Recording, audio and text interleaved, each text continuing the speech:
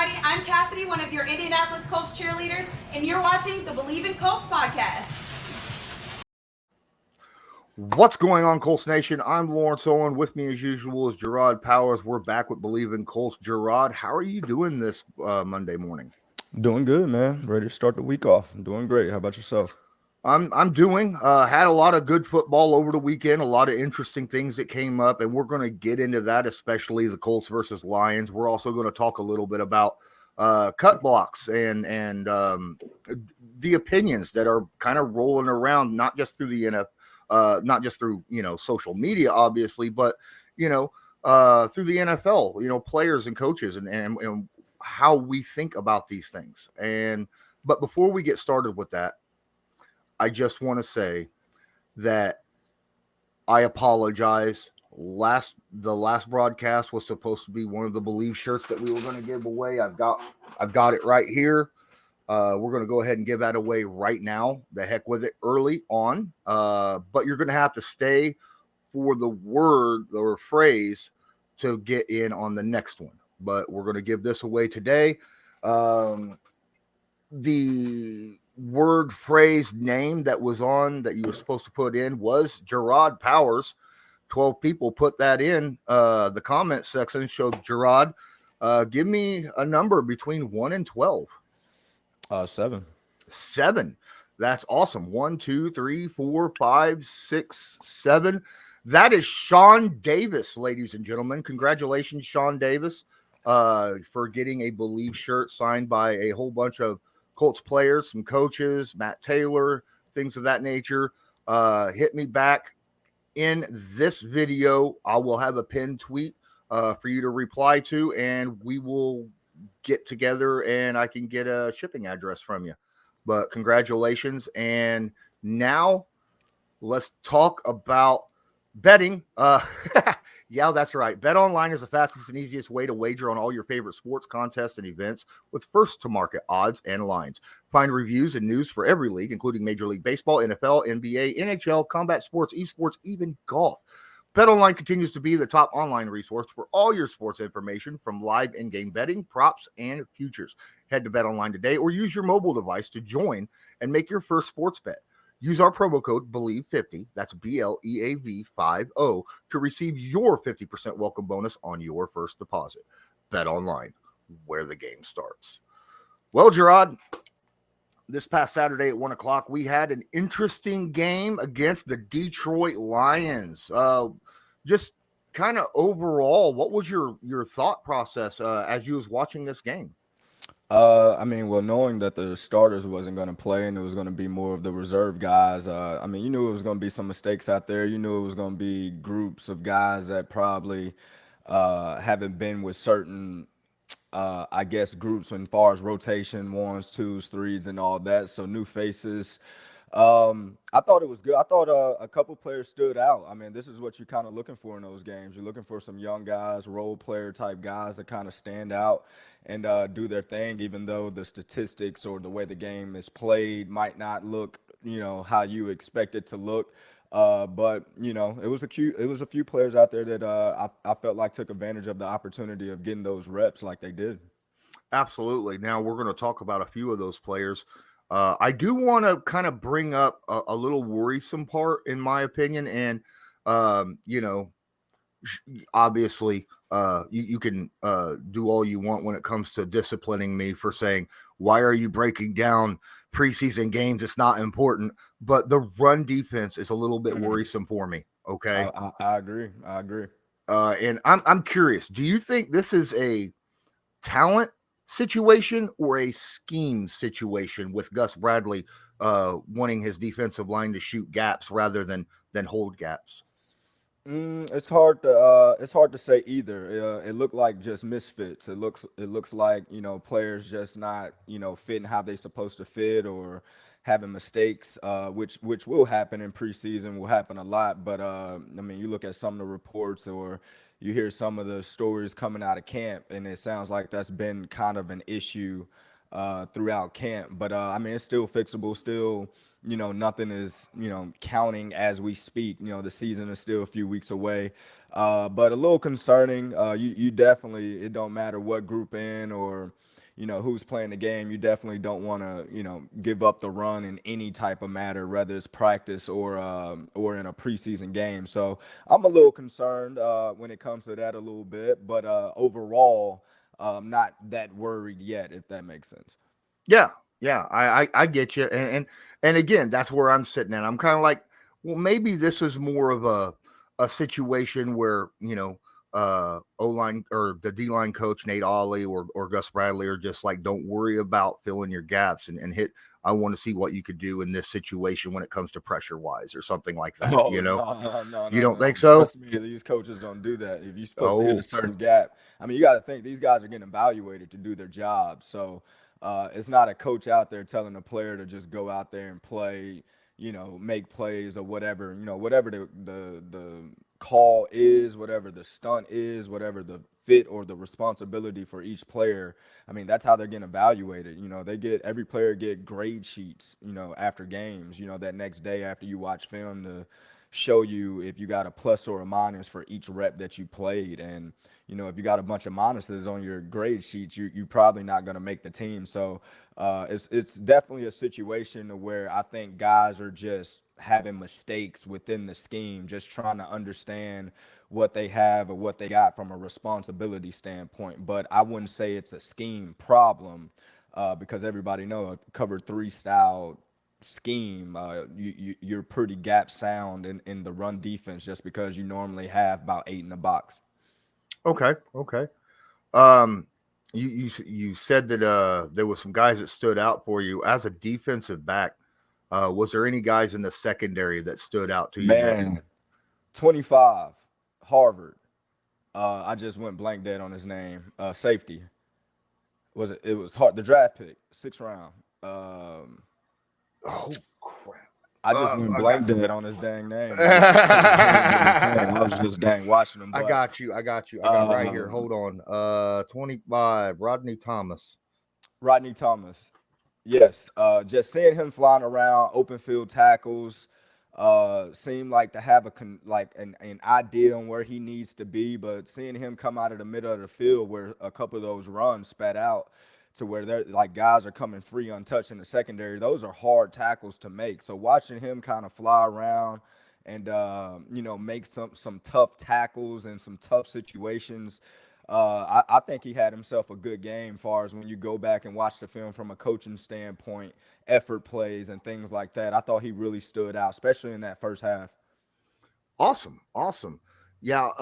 Now there was a lot of praise when it come to a couple pass rushers out there with the Colts. Obviously, Dio Dangbo had himself a nice day. I can't say his name. I've been trying to say his name. I How you say the last name? How you say it? Dangbo. Oh, Dangbo. Yes, but there is another guy that I have an issue with a very similar name. I think it's Odenigbo, Okay. who is also a defensive end that the Colts picked up this Right. year. So, and both of them actually played pretty good, I think, this past game against the Lions, and the Lions have a pretty stout offensive line when you look at it that way. Now, obviously, don't know about depth wise, Mm-hmm. because these are your twos down basically that we saw this week. Right. But I liked what I saw from that when it came to the pass rush situations. Offensively, who were some guys that stood out to you there? I mean, I know every week we keep saying it. We're watching that wide receiver room, so to see Patton and Strawn and those guys, make plays look effortlessly, it's kind of cool. But to see Ellinger, just to see his continued consecutive weeks of success while he's playing, I mean, it just gives you a boost of confidence that you just see the development starting to happen with a few guys and. You hopefully that it can just mix together with the first groups. But I think the wide receiver guys, the people that's fighting for those last couple spots, I definitely think that they're making it hard on the coaches to decide, who's what. Okay, and so Michael Strawn, I just wanted to bring up the fact that Mike Strawn just came off of the PUP list just a few days prior to the game and was able to make an impact the way he made. Is that how impressive is that to come off of that situation, not been able to practice but 2 days prior and still make that kind of an impact for a young man like him? I think it's very impressive, especially because he hasn't, gotten any live game reps in a while. He's been dealing with an injury and I think off-season surgery or whatnot, trying to get back healthy. And just to see him go out there and look like nothing's wrong, look like everything is 100%. And his size, man, I mean, he looked the part. He looks like, one of those old school style big receivers, that can body guys. It might not be the greatest route runner or it might not look like a speedster, but when you go out there and you're live against him, that stride link, I mean, he really covers ground. So to see him and he looked healthy and he looks confident as well. I mean, it was good to see. I would like to see him with the ones. I just like to see him in the mix with Matt Ryan and that one group just to see how he looks. So I'm gonna hold off, but I want to say that he's gonna be a big deal for that wide receiver room. Just from a size standpoint, I think he can really help out. Patman, over 100 yards receiving, had that very interesting touchdown. Oh my goodness, where he caught the ball and then fell backwards and then flipped himself over and reached out for the touchdown. Had himself a game, looked pretty good. What do you think about? Do you think he's played himself into that into that 53-man roster? I think so, just off of his assurance. Just like last year, he had a great preseason. I mean, I think he showed that he's consistent with his work, and I think they know what they can get out of him. He just seemed like a guy that's going to take advantage of his opportunities. It seemed like every opportunity he had out there last week, he was just trying to make the most of it, whether it was an underneath catch, trying to get extra yards, whether it's down the field catch, trying to score the touchdown. Just seems like he's trying to make the most of his opportunities. But I think he's starting to show that he's a pretty consistent guy of somebody that you can rely on. And it's tricky, man. I want to say yeah, he's worked his way into that 53 man. But I mean, I guess it's a good problem to have when you got these young receivers starting to step up. And like we said, it was the biggest question going into the offseason, with that wide receiver room. Are we going to sign a vet? Are we going to bring this person in? Are we going to sign this person? And just to see guys starting to step up to try to, take over some of these roles that's been needed, I guess, in that room. It's pretty cool to see. Absolutely. Especially, I mean, from the get-go, Colts fans and national media have been screaming about, hey, the Colts need to get a veteran receiver. They need to go out and sign a free agent. And Ballard and Reich have been pounding the table all offseason. We like our talent that we had. They just need reps. They don't have that experience. And right now, as of last game, to me, it seems like they are showing that. Now, obviously, it's preseason game, and you're playing against, your 3s, 4s, 5s, 6s. They're still NFL players. A lot of those guys out there are going to be on NFL teams. They're going to be NFL players. So we have to remember that they're still some of the best players in the world, right? So, I mean, come on. Sam Ellinger, you brought him up. There is, a lot of blowing up on social media about Sam Ellinger needing to be the number 2 quarterback, right? I'm sure you've seen it. Now, look, in my opinion, this is my opinion of this. Does he look better than he did last year? Absolutely. Somehow, some way, I've seen him do something I very rarely ever see quarterbacks do, and that's increase their throwing power. All right. He really, to me, it looks like he increased his throwing power. Looks like his experience a year in the NFL, looks like his happy feet kind of slowing down a little bit. The game looks like it might be slowing down a little bit for him. He's looking downfield when he's under pressure and scrambling rather than just taking off and trying to get yardage. Not always taking the check down as well. He does look better, but I have to keep reminding myself where he's playing right now. I would like to see him up there with some you know, like you said, you're not going to see him with the ones though, because that's where Matt Ryan's going to be. And if not him, probably Nick Foles. What are your thoughts on Ellinger and where we stand with him? I think he's still a developing project. Mm-hmm. I don't think anybody within the organization is looking at him as the savior this year or next year or anything like that. But I do think it's people in the organization that's behind him, that believes in him.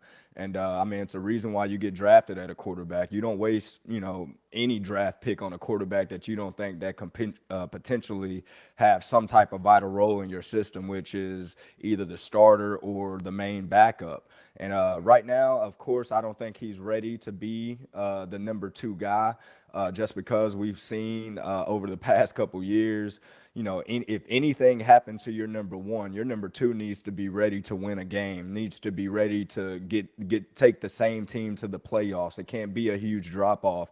And I still think that Sam, even though we've seen the improvement and the development, which is great to see, if you take Matt Ryan out and put Sam in, you're going to see a huge drop off. You take Matt Ryan out and put Nick Foles in, yeah, it's a drop off, but Nick Foles has won big time games in the NFL, which you go into the game confidently thinking that you can win with Nick Foles as well. With Sam, it's still a question mark. Not saying that he can't be that guy. I'm just saying that his opportunity for the number 2 guy, I don't think he's ready for that. I think they're looking at him like each week this preseason, we need to see some progression. We need to see you get better. You'll come back, be the scout team quarterback to go against this great defense, that we're going to have all year long. Your job is to try to eat these guys up day in, day out. And then before you know it, we're going to be looking up 2 years from now, 3 years from now, saying like, damn, we got a good backup quarterback, or we got a good starting quarterback, just depending on what his ceiling is, what they think his ceiling is, and where he'll fit within the organization as far as his role. But I love the progression. I mean, he looks great out there. Hitting guys in stride, commanding the offense. He seems confident in every throw and every decision that he makes. So I think as a fan, you can't ask for no more than that, as long as you just continue to see the improvement. So I'm take it that you are more than comfortable with using a roster spot on the 53 man to make sure you keep Ellinger. No question. Yes. Okay. Ellinger is safe. No question. Okay. Awesome. I was just curious because I remember last offseason, they thought they were going to do that with Eason and get him on the practice squad, and Seattle's like, or was it Seattle? Yeah, it was Seattle. I'm pretty sure. Right. It was like, no. We're going to take him. And hey, you know what? He looked good this past weekend as well. So congrats on Jacob Eason. Let's talk about this upcoming game just a little bit. Frank Reich was talking about starting all the ones up to a half this upcoming weekend against the Buccaneers. And it's a late Saturday game, I believe, like 7:30, I think it is, Eastern Standard Time. And he said, give or take how things are flowing, he wants to make sure that his thought was, we got to start off strong. We want to make sure everybody's in sync and stuff like that. What are your thoughts on playing the starters for an entire half on the third preseason game? Initially, I was thinking that the starters weren't going to play at all, just thinking it's the last preseason game. But you do get a bye or extra days after the preseason, and you don't want the starters to have 2 weeks in a row of not getting any live game reps, even though we had the joint practice with the Lions where, they got some great reps going ones-on-ones with a different team. It is different on game day, going through your routine, going through the progressions of everything, waking up in the morning, getting ready, just all the little nuances that go into game day, getting the live reps, getting ready. You want your guys to have their routine all down, set, ready to go. And he's right. You want the guys to be sharp going into it. And, thinking back on it, 2 weeks off of the starters not playing is probably not a good idea at all. So I can understand him trying to treat this as a dress rehearsal the best that he can. But at that same token, I'm sure certain guys that's going to have, even though he's saying everybody's going to go for a half, I'm sure certain guys are going to get took out a little bit earlier than some. But your main guys are definitely going to be in there for that first half. And it looks like he's going to treat this as the dress rehearsal. So I expect the Bucs probably to go through the same thing, treating it like a dress rehearsal. So it should be some good football for that first half for sure.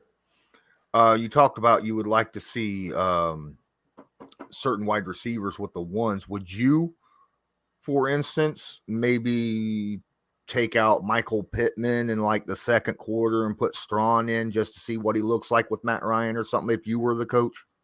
No, I think they're going to be in the rotation anyway. I mean, when you think about how the game goes in a game, 3 wide receivers are not the only ones that's getting reps. They get tired too and have to have subs come in and, all that type of stuff. So I think he's going to be live within this first half of getting reps. Now, it matter if he's getting 10, 12 reps, who knows how that's going to go. But I do think he's going to get in there with the ones, and he might get an opportunity or two if it's, within the, I guess, the script of things on who gets what targets or who needs to get what type of action. So I don't think he'll just be sitting out, watching the top 3 guys just do their thing. I think everybody within, those first 6 wide receivers are going to probably get a rep or two at minimum with the ones. So I should see everybody just live, ready to go, especially when we're talking about a half of football. Jonathan Taylor has yet to take a snap in a live game so far this year. Do you think he plays even with the ones this weekend? He might. I'm not going to put it past Coach Wright, but if it's me, like I said, he's the most important player in your organization right now. I don't think you risk the beating, but he do need live reps though before the season starts. So I can see him maybe doing the first series and coming out. So yeah, I can see him in there with the ones to start the game and all that. But he's one of the ones that's like, yeah, go get you 6, 7 plays and let's get you back out of there. Just to get your feet wet so you can get hit a little bit, go to the ground, all that type of stuff. And, once they see that, I think they'll get him up out of there because we got to make sure that guy, we know he's going to take a pounding this year at the end of the day. So we don't need any extra hits when it don't count. Yeah, I got fully under. I mean, he had a lot of touches last year, and he had a lot of touches out there in Wisconsin. And you talk to a running back and they're going to be like, that don't matter, but I mean, come on. I mean, every time you get hit, it takes a toll on your body. Right. Yep.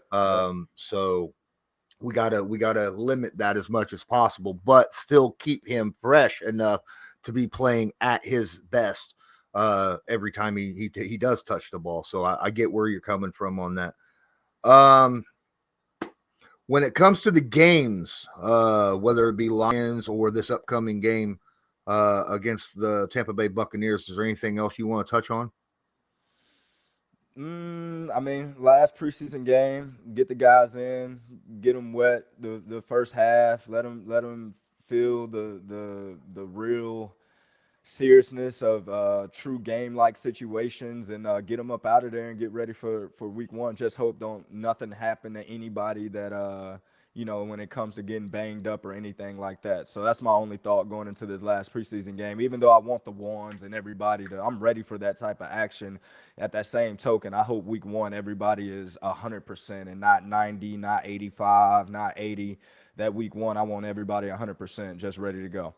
Absolutely. And so far, the only real significant, I mean, a concussion is significant in my opinion because you never know, long-term wise how that's going to affect the player. But the only IR guy that we had wasn't even during a game. It was during a practice, and it wasn't even it was a non-contact situation with Drew Ogletree. But hopefully pound the table. We don't have anything, right, that occurs in that instance going into week 1. No, good thing, like you said, we got like 2 weeks where people could sit and rest up and get healthy afterwards. So that's always a very good thing. Now let's talk about cut blocks. It's a pretty big topic right now across social media and the NFL after what happened to, I might be mispronouncing it. Is it Thibodeau? Thibodeau, yep. Thibodeau, yeah. He was cut block. Went down, grabbed his knee. Obviously, we all hope that long term he's going to be okay. But there a lot people are split here when it comes to cut blocks. A lot of people say that is a dirty block in the NFL, and not only should it be banned, but it should you should be fined and suspended for making it. What are your thoughts on the cut block itself? On the play itself, it looked dirty. It looks bad, but I don't think the player intention was that. I just think the situation kind of made it look that way. I think Thibodeau kind of lost his footing a little, not lost his footing, but when he went to thinking that the contact was going to happen, I think his pads weren't as low as it probably should be to initiate the contact that he was, getting, I guess, preparing himself for.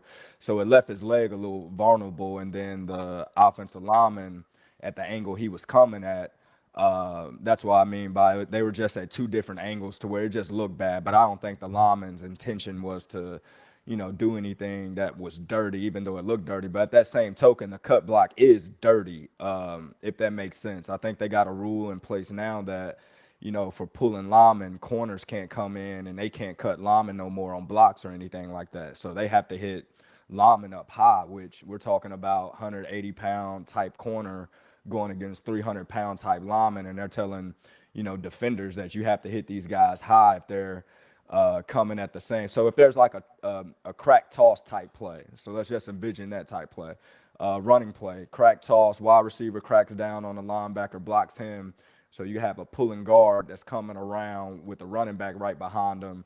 You're telling a corner that he has to take on that block high and not try to chop the lineman down to kind of cause some ruckus, so the running back kind of don't know where to go. So I think in that same token, when we're talking about the cut blocks within the box of things, defensive lineman and all those type things, I think it's dirty just because, we're talking about guys that's about the same size, or if they're not the same size, they're big enough to handle each other and hit each other high.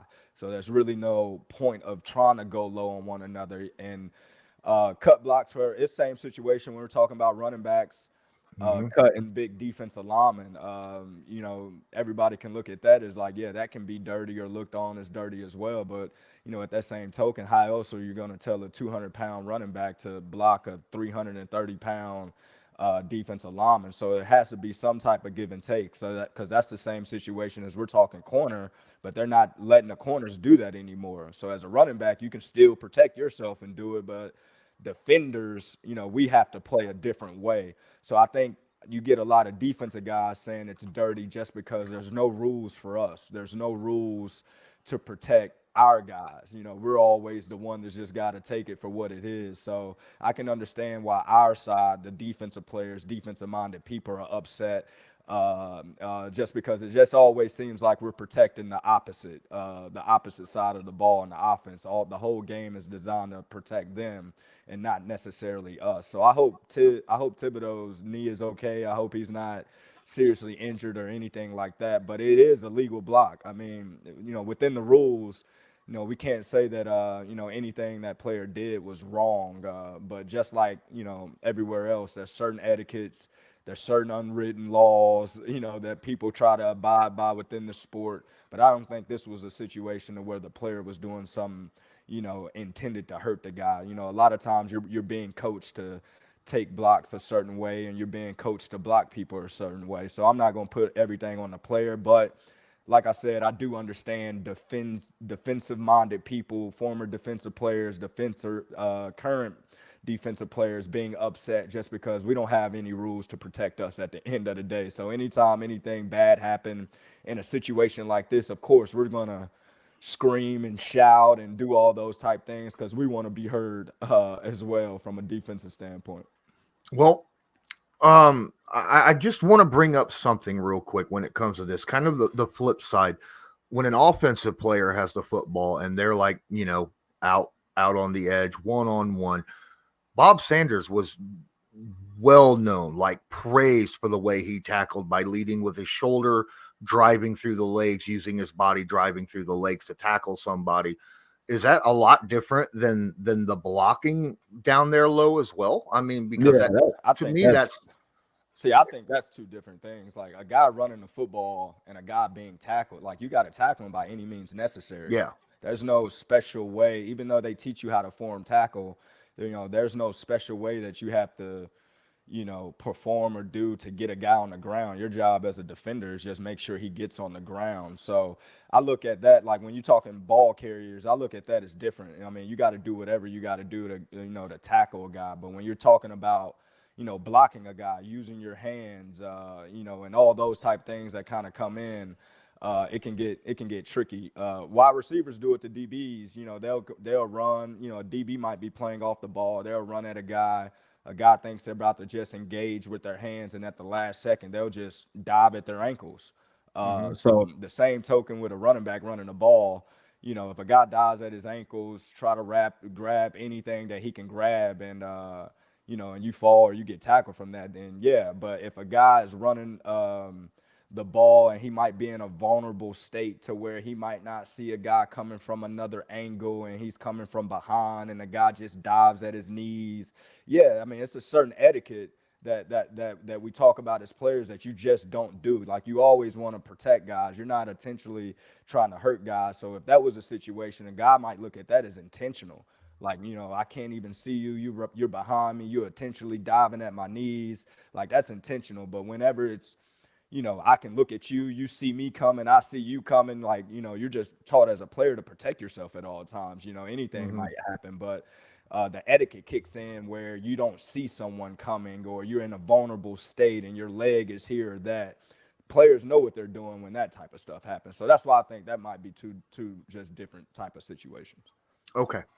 I was, obviously just curious about that. That was a good question, but it is a certain etiquette players abide by as far as when you're talking. Like you're not out there trying to hurt nobody, but No. you play with Thibodeau and the offensive lineman, they see each other, so at that same token, he's been coached and taught to how to defeat a cut block as well. I just think his technique and pad level at that specific play put him in a vulnerable state.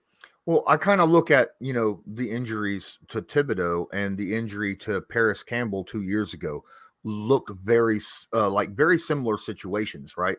Like his leg got caught underneath of him. He was hit low, hit around the knees, right? You know what I'm saying? And they both end up going down due to it's just bad situation, bad, just bad all the way around. It just did not look good. And, you look at it and you go, that looks dirty, but at the same time, by the rule book right now, that's legal. Perfectly legal. Yeah. Yeah. It's just sometimes there's no rules that is going to make this game 100% safe. If it does, then there's no point in playing it because it ain't going to be fun to play or watch anymore, right? You're going to be out there in bubble wrap, as people like to say. Thanks so much for your insight for that situation. Really great hearing it from a former player's view. Guys, I think this is going to be it for today. If you are listening to this on audio podcast, wherever you listen to them, make sure you go check out my channel on YouTube. It's YouTube/C/Lawrence Owen, and go to this specific video and type in "Go Colts." Along with anyone watching this right now, make sure you type in "Go Colts." Those of you that type that into the comment section will be put in for the next giveaway for autographed shirts from training camp. And is there anything else you want to discuss before we get out of here? Nothing yet. Couple more weeks. Yeah, it's going to be fun. Yeah. There's going to be a lot to talk about after the Tampa game as well, because you will see the starters, right? And even though it's going to be, they're obviously not going to be scheming guys, we'll still be able to get to talk about it. They'll scheme this game. If they're going to treat this as a dress rehearsal, you'll have a little bit of scheme. Really? Yeah. Kind of scheming guys open and yeah, dress rehearsal you treat like a real game. So Oh. you go in there and you try to, you're watching film on the opponent. You're trying to prepare for what they might give you and all that. Now you might not see the entire playbook, obviously, but you'll see some, different type football to try to set up a win rather than just going about a script, if that makes sense. They treat dress rehearsals like the real thing. So this is not just dress rehearsal for the players; it's dress rehearsal for the coaches as well. Then, basically, yeah, everybody. Okay. Like we're treating this like a game, how it'll be on a dang Sunday in October type thing. Like everything will be treated like dress rehearsal. Yep. Awesome. That's going to be great to watch. Then, well, I think that'll do it for us. Appreciate each and every one of you for coming in and watching. And until next time, I'm Lawrence Owen. That was Jerraud Powers. And this was Believe in Colts, brought to you by Bet Online. And as usual, go Colts. Do you believe?